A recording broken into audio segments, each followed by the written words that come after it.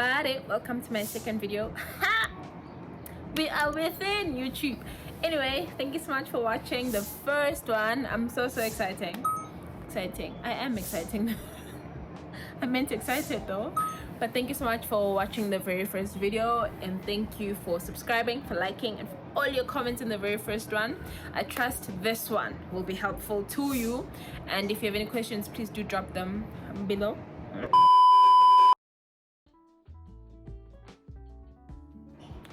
Firstly, I'm not property expert, nah. I'm just here to share my personal experience and tell you the things that helped me, or the things that I wish I knew even before purchasing properties. So I have 2 properties so far, and I would like to purchase more. The way I purchased my properties was via bank loan, via home loan, bank loan. And the way I got my bank loan was a bond originator. It's the estate agents or the companies selling properties that will give you someone that's a bond originator. And what a bond originator does is get you different quotations from different banks. So they will do the work for you. What you do is give them your 3 months bank statement, your payslip, your latest payslip, and your ID copy, and then they approach the banks for you. But also the nice thing about the bond originator is it saves you time, because if you're applying as an individual, you the time to go bank to bank, it's just a lot. But what the bond originator does is they go to all the banks for you, and yeah, you have different quotations from different banks in a matter of like hours, even like a few days. You have a feedback from the banks. So if you want to buy property for investment purposes, here's my advice. If you want to buy property for investment purposes, that's what I did. So I'll only give you advice based off my personal experience and what I did. I can't give you advice for something I've not done. So anyway, I have 2 properties in a sectional title. That means it's a shade, it's like a building basically. So it's not a standalone house. So I'll give you advice based on that as well. So please keep note of that. First things first, if you want to buy a property for investment purposes and you want to go via the bank route, let's say you don't have cash to buy your property in cash and you want to go via the bank, that's what I did. First things first, you need to have good credit, you have no judgments against you, good payment history. But a lot of people get nervous when you say this, but you literally need, let's say, 6 months to clear your credit. So let's say you were not a good payer beginning of the year, let's say. So by June or July, if you work at paying off your credit, you can buy a house by December, if that's what you want.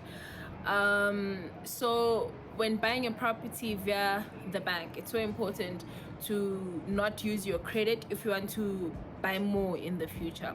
So let's say the bank qualifies you based off your salary, based off your spending. They say we can give you R1 million home loan. But that R1 million, you want to buy more than one property. So you're obviously gonna start looking for property within your price range.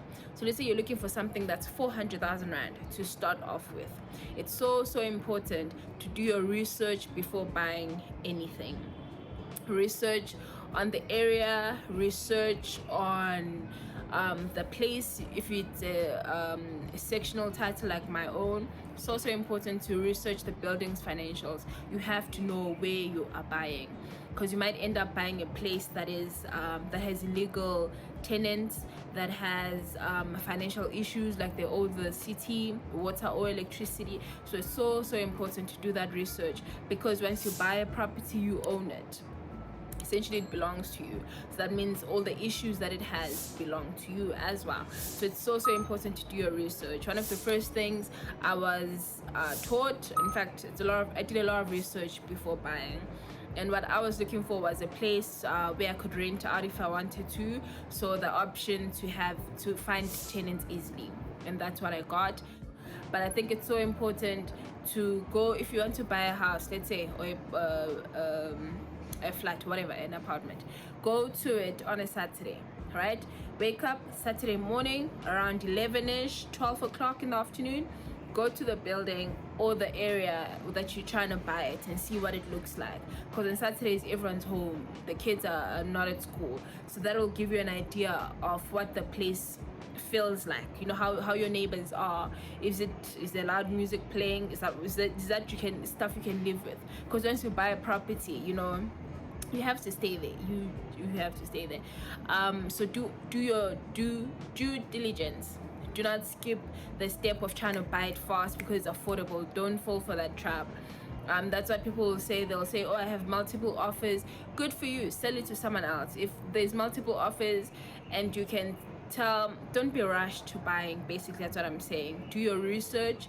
And because I feel like a property is such a big purchase, you know, it's such a big buy, just make sure that you're doing it, do it right to avoid any avoidable stresses. So after getting your credit, right, let's say you've gotten the bank loan from the bank, look at their terms and conditions. Other banks will give you terms and conditions on what they expect from you. Sometimes it's moving your salary, for instance, from one bank to the bank that has offered you the loan. They might expect that from you. So just read the terms and conditions thoroughly, make sure you understand them and you agree with them. And then the other thing, oh my goodness, that I wish I knew before buying property is the costs that are involved in buying a property. So there are attorney fees and there's transfer costs. All of these costs are not like small amounts. For instance, with me, I had to pay about 30,000 rand combined, and it's not money that I had readily available. So it was a bit of a stressor for me, because I was like, but what helped me was the ability to talk. Whether it's with the bank, negotiate that interest rate. It is so, I don't think a lot of people actually do this. If a bank offers you, like when the bond originator gives you the document, right, when she emails it to you, you'll see the different interest rates. What I wanted was to go with the bank I use every day, the bank I've always been with, but the interest rate was just not favorable. It was other banks that offered me lower interest rates. So I went back to the bank I bank with daily, and I was like, hey, this bank and this bank have offered me a lower term than you. Can you negotiate it? And they brought it down a little bit. So I did not go with the bank that I bank with on the daily, which I would have preferred. But you know, if you're not gonna offer me the better terms, I'll go for someone else. That's what I did. And then another thing, other than just negotiating with the bank, negotiate with the seller as well. If it's a negotiable price, try and negotiate. Even if it's 2,000 rand off, whether it's 1,000 rand off, you'd have saved money. You know, just negotiate, and talk as well. For, as I was saying, I do not have the 30,000 rand amount that I needed for the transfer cost and the attorney fees. So what I did was I told them that I can pay you. I asked them, in fact, I was like, can I pay off the amount that you need in a few months? Give me 3 months and I would have given you your 30,000 rand. And they were like, cool, baby girl. That's what we did. So that's how I bought that property, and it worked out pretty well for me. But I think also when buying a property, so I can't emphasize this enough, y'all. Research the area, research even the estate agent. It's as simple as a Google search. Check their Hello Peter reviews. Other people already have an experience with the people you're working with, so just check them so that you're also aware. You know, it doesn't hurt to know. Does not hurt to know and be prepared. So yeah, do your research, do your due diligence, and do all the research necessary before buying. But I think more than anything, it's not everyone that wants to own a property, and that's okay. But if you are looking to buy, just don't overthink it, right? There's a lot of other costs involved to owning a property. For instance, you have to pay your own rates and taxes, you have to pay the levies in a sectional title, But if it's a free-standing house, you just pay the rates and taxes. But there's also other things like the maintenance costs. All of those things are on you. If you need a new geyser, for instance, all of those things are on you. To everyone who would like to buy a property, do not overthink it, because it is a big purchase, yes, but it does not mean that it's not doable. You know, I think a lot of us get to buy things like cars or even a cell phone contract, you know, all of those things. They're big purchases, yes, but a house or an apartment is definitely a bigger purchase financially, but it's something that is doable. Don't shy away from it. Do your research. It's something that you can actually do. I think a lot of us might feel like it's such a long commitment, because it is, you know, the terms can be quite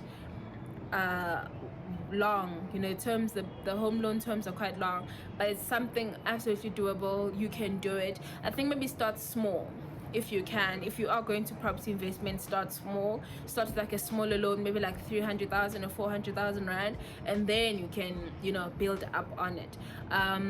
But if you found this video useful, please do like the video and do comment. I appreciate your comments so much, and I thank you to everyone who has subscribed. If you have not, please do so. Thank you, and I trust you found this video educational and useful.